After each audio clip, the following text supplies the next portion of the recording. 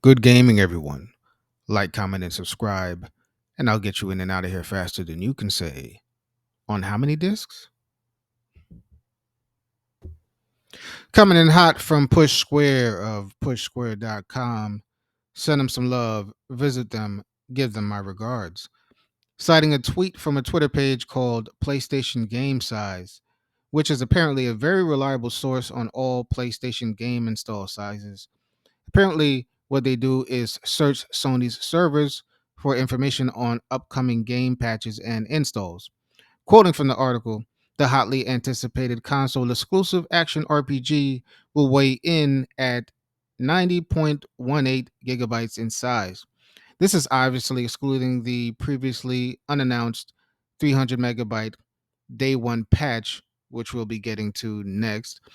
Due to the size, Square Enix was originally planning to put the game on two discs, as we've seen in the recent trailer for Final Fantasy VII Rebirth, but ultimately decided to put Final Fantasy 16 on one disc. I don't see the big deal. I prefer one disc, but I know it's nostalgic.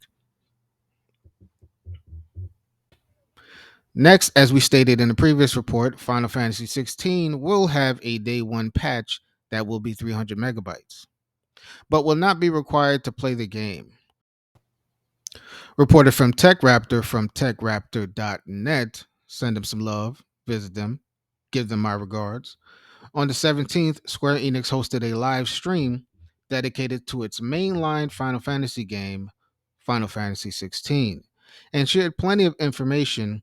As reported before, they didn't want to have a day one patch, and there was some confusion that the game wasn't going to have a day one patch when it was more about the wishes of the developers more than the actual reality of the game's release. The patch will be 300 megabytes. It will fix a control flag issue that makes progress impossible under specific circumstances.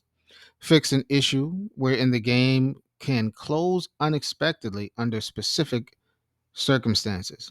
It will optimize performance in several places and fix some minor text errors. The update will be distributed on June 20th, but of course, the game will release on June 22nd, so don't get that confused. The game will unlock at 12 a.m. local time on June 22nd in every region. There were questions floating around the internet about frame rate issues and frame rate drops on the Final Fantasy demo. I did a previous video on Digital Foundry's response to Starfield. One thing I didn't cover was when they brought up Final Fantasy 16's demo and how much the frame rate fluctuates. Also, it not hitting 60 frames per second, and how they rather heavy lock 30 frames per second over the way Final Fantasy 16 frame rate fluctuates. The viewers at this live stream brought this to Square Enix's attention and asked about the frame rate drops. Their response was, rest assured, we will be releasing updates to improve performance, but it will look much better in real life than it does on a live stream. So I recommend that everyone who already has a PS5 or has brought a new one give the demo a try for themselves. With no guarantee for 60 frames per second at this live stream event, I wonder if it leaves Square Enix and PlayStation open for controversy, especially with the recent backlash over 30 frames per second in Starfield. Though Starfield is a much bigger game, CPUs are really taxed during heavy action and graphical effects, which Final Fantasy has plenty of. So 60 frames per second is still a challenge, regardless of the fact that it's a much smaller game than Starfield. Finally, on the latest edition of Internet Scumbags, if you want a Spider Man 2 collector's edition for yourself or your children, really yourself, let's be honest, don't go to eBay, as Sam Comrie of Loadout from loadout.com made the mistake of doing. Visit him, visit his website, send him some love, give them my regards. Upon opening your eBay app and searching for the Spider Man Collector's Edition, you see some astronomical prices. An absolute slap in the face. Look, y'all, a Sony product has gone viral and everyone has cranked up the prices. What a surprise.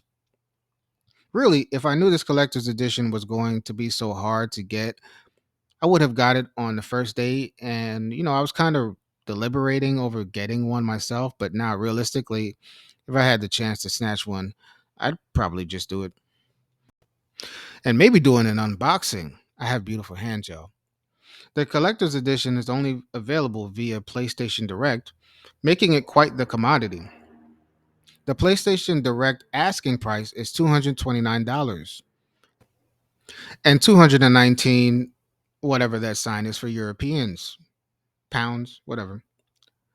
Opening eBay, we see prices in the 300s, 400s, and even reaching highs of $615. Insomniac Games is releasing two versions of the game, giving PS5 owners a decision to make. You can either get the behemoth of a statue of Miles Morales and Peter Parker fighting Venom, included with the collector's edition, or the standard edition, which comes with a Spider Bite keychain at retailers like UK based retailer Game. There are some new in game skins included with the collector's edition, a total of 10 new outfits. I personally like the two pre order bonus suits.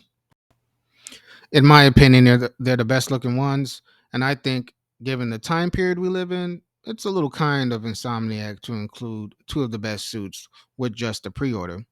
And reportedly, you can unlock those two in the game. Kind of nice. We've seen this previously with scalpers and price gougers raising the prices of PlayStation 5s during its launch period. And it ended up with PlayStation eventually making PlayStation 5s more available in retail stores, and scalpers' consoles plummeting in prices. We hope and somewhat wonder if this will happen with the Spider Man Collector's Edition, where they crank up the prices, no one buys from them, and they get stuck holding the bag, so to speak. With all that being said, I'm not going to hold you guys any longer. Until next time, take these companies to task, ask for better, never settle for trash. It's your man's boycott, and I'm out.